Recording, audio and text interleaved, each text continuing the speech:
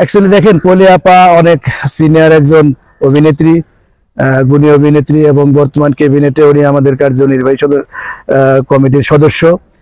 তো রাসেল মিয়া পলি আপার সামনে অনেক জুনিয়র, এটা উনি যে বলছে অ্যাকচুয়ালি পলি আপার ওজনটা একটু বেশি, সিনিয়র হিসেবে বেশি সম্মানিত। রাসেল তো নতুন হিরো।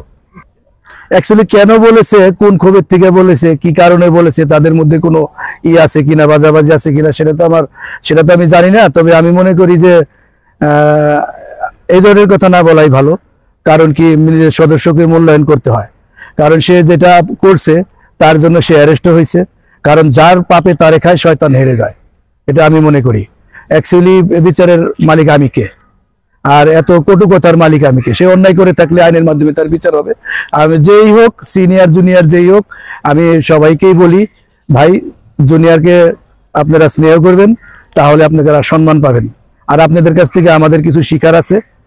আমাদেরকে যখন কথা বলবেন, ওইভাবেই কথা বলবেন, যাতে আপনাদের সম্মানটা আমরা করতে পারি।